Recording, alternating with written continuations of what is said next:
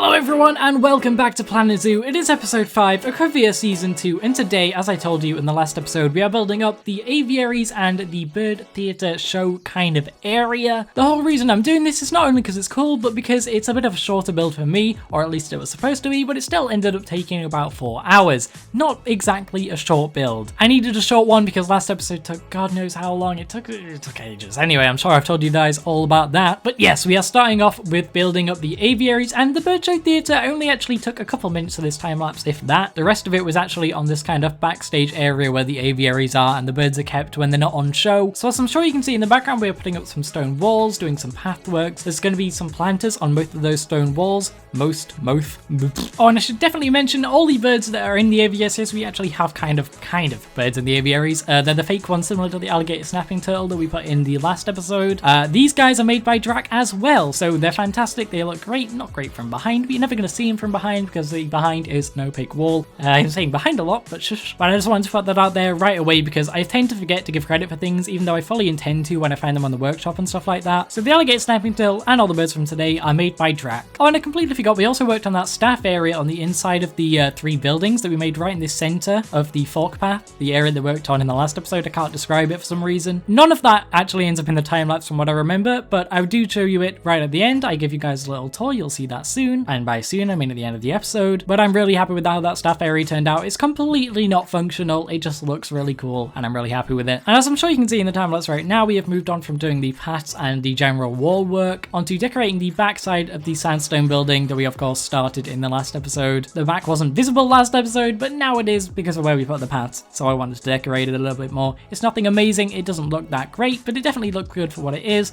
and let's be honest, it's definitely not the focus of this area, so for what it is, it looks fine. I mean, to be honest, nothing in this aviary area is super detailed. Also, aviary area, it's funny to say. I mean, it doesn't look bad, it doesn't at all. It looks good for what it's supposed to be, but it's not some magnificent thing to look at because this is more of a backstage area, really more for the staff. But I decided to let guests still go down there because it's a nice cutway to the top of the gharial habitat, and it gives an opportunity for people to see the birds when they're not on show. For example, if it's raining one day, then the show might have been cancelled, so you can at least go see the birds. It's nothing super duper special, but you know, like I said, I keep saying this, but for what it's supposed to be, it looks good, but it's not supposed to be something incredibly grand. And you can really see that in the materials I'm using for the base of the aviary, as you're seeing right now. I'm using plain plaster, which is colored to be a bit more grey than white. I'm using the East Asia stone pillars, or whatever they're called, because I'm using that a lot around the place, and it really is part of the COVEA style. And I'm using the slightly brown painted wood. So plaster, stone, wood, and then the fence is just chain link, and the back of the fence, I think, is maybe...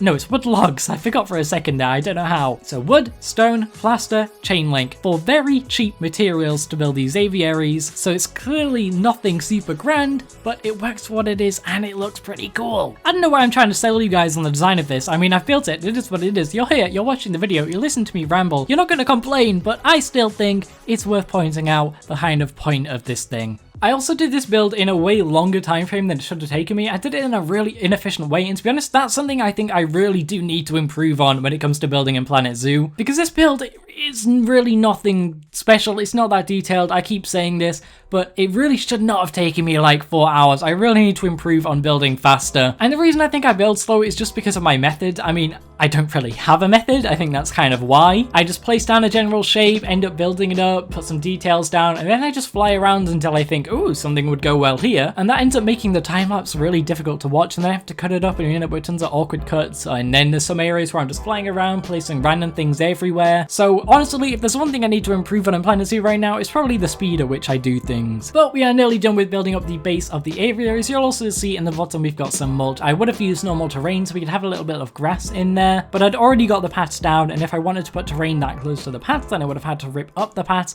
and that just seemed like a whole big pain, so why not use mulch? Plus, mulch is the best thing in the world. That said though, mulch probably wouldn't be the best thing to use in an aviary like this. Obviously, bird poop is very liquidy, and that's not very good to clean up, so you might have to like like shovel up the mulch out of it. So instead, using something like plaster or concrete, then being able to mop that down would actually be way better and is probably more realistic to what they would have in an actual zoo. But nevertheless, I think the mulch looks better, and obviously I planted in some trees and stuff. I don't think you guys have seen that yet, but you will. And we are doing a very, very plain, completely undetailed little building at the edge of the aviary where the kind of pirate-themed buildings, as I keep describing them, are going to be placed on the back of the gharial habitat. Like I said, absolutely no detail. I just wanted to get something because it's nice to cap off the aviary, adds a little bit of different textures and stuff like that. And the roof of that is actually going to expand out over the aviaries, which you guys will see in a little while. And as I mentioned earlier, you can now see me putting in the chain link. We actually ended up with 3 different sized aviaries. I think making them even sizes would have actually diminished how good they look. So we've got a big one, which I think we ended up having some big macaws in. And then we've got 2 smaller ones for one of them has, I think, sun parakeets, and the other one has a variation of a couple different types of birds that I honestly can't remember the name of. The aviaries, by the way, don't end up looking amazing, and like I said, they're not supposed to. I just ended up adding some simple bushes, a couple broken trees and stumps and stuff like that for the birds to land on. They didn't really have tons of space to fly around, which I would have liked, but in the future, maybe we'll make up a bigger aviary that's really detailed and really interesting to look at. And so the ones that we're building today are only for the birds that are in the bird zoos, and sometimes they get moved back into a bigger aviary when there's a holiday or the zoo is closed or something like that, so they get an opportunity to fly around and do whatever the hell they want. But by now you've seen me add the wood log wall on the back of the aviaries, which I think looks great. In the future, we will add some doors to get into each of the 3 aviaries for the staff, but I don't think that makes it onto the time lapse. It was kind of a last minute detail that I kind of forgot to add because I'm an idiot, but it does end up looking pretty nice. And now we'll be adding in the plaster roof, which is just flat on top of the chain link fence to stop the birds from flying up and out. And then on top of that, we'll have a decorational kind of East Asian roof, which, as I mentioned, is literally just going to expand out from that little pirate themed building that we made completely undetailed. It's going to expand out from there. I literally took a slice of the roof off of that, separated it from the group, and then dragged it along and slightly angled it to follow the area of the aviaries. And it was as simple as that. But one awkward cut later, the roof is finished, and we are starting to work on the quarantine building detail and the lights on the aviary and the rock wall and just the lighting in this general area, which I'm very happy with, by the way. And I didn't actually end up doing the interior of this building. I think it's just better to leave it to my imagination, or to our imagination. I mean, I'm not good with interiors. I think it would just take way too long and you're barely ever going to see it. So I figured, what's the point in doing that? You can just imagine there's a couple big aviaries in there to quarantine birds, maybe some cleaning equipment, and then there's just a staircase that goes over that walkway into the central staff area, which you guys are going to get a tour of at the end of the video. Oh, and I don't think I've mentioned this yet. That thing in the middle of the 3-way path that we built in the time lapse at the start of last episode, that thing has been moved just for the time being. If in case you see it's not there in the time lapse, don't worry, I'm not deleting it or anything.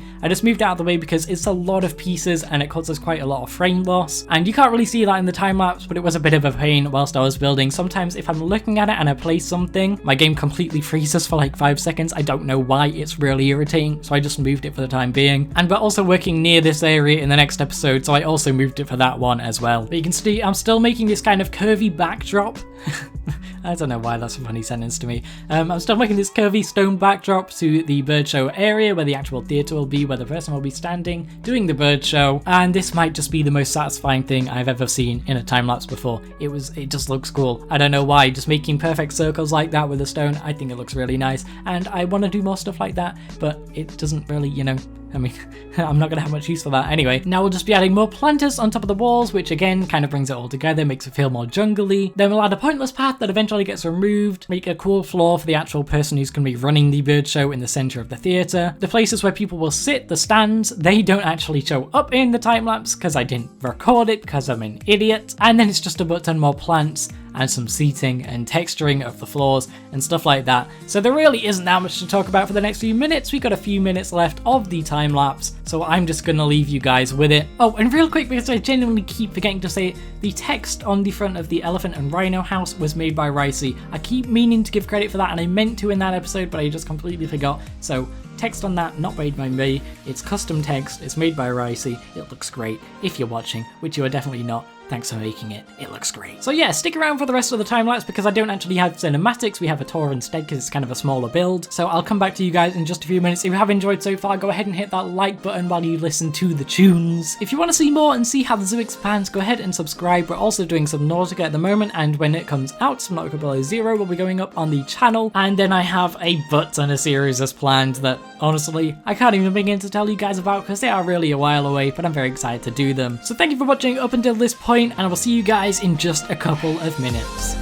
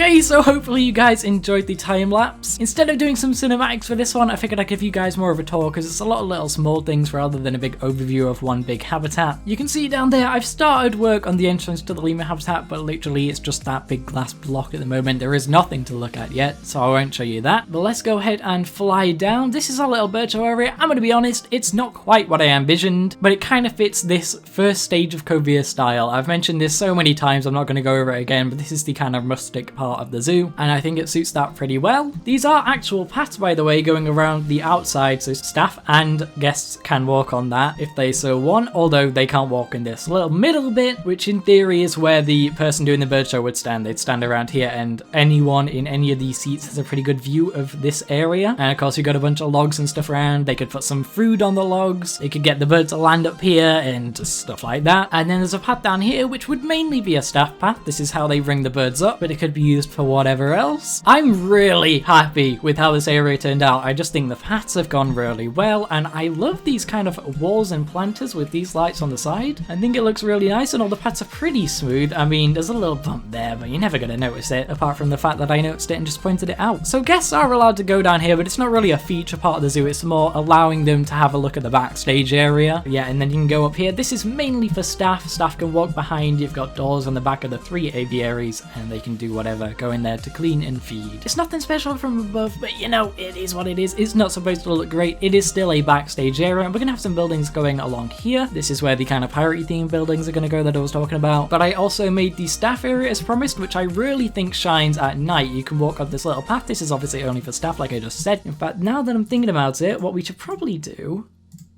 is change that to a staff path. You can barely tell the difference because they're stairs, and that'll mean the guests won't walk up here. But yeah, the staff have a really nice area here. There's lots of stuff hanging off the walls, some planters, there's a clock there, some benches, clipboards laying on them. There's a big wooden chipboard here. But this little staff area, I think, really shines at nighttime. Look at that. I mean, the lighting's not amazing here, but the thing that I love is these lights going along the top here. I think they look really cool, and it was a big pain to line them up to like the center of this and this metal piece here. They were a huge pain in the butt to line up, but I think it really paid off. I love this area. I think it's super cool. If I was staff working at this zoo, I would be really happy to come here at lunch and chill. It's really nice. I'm very proud of this part. But yeah, I don't think there's that much else to show you. It was a lot of placing plants down, and then the aviaries, the bird show area, and this is the 3 kind of things I worked on. Oh, and real quick, I completely forgot to do it last episode. Let's take a look at this area completely at night. Bird show area is really nothing special. These lights don't seem to light anything up like at all. The aviary area is very nicely lit up. I love the way this looks. It's still really dark where the birds are, which obviously they would want because they want to sleep at night, but the paths are all very nicely lit up, and I think it looks great. And this general area, you can see how well lit up this sign is, and this building casts quite a lot of light over the street and stuff like that. Again, it's nothing special, but I think it looks really nice, and something that I really wouldn't have done before is work on the lighting. So I am very happy with this episode's project, even though it really wasn't as much as the last couple. But anyways, yes, that is about all we have time for today. That is the build, that is the tour. I hope you all enjoyed. If you did, leave a like. If you want to see more, subscribe. Anything you guys do to support the channel really is appreciated. So thank you for watching, and I'll see you all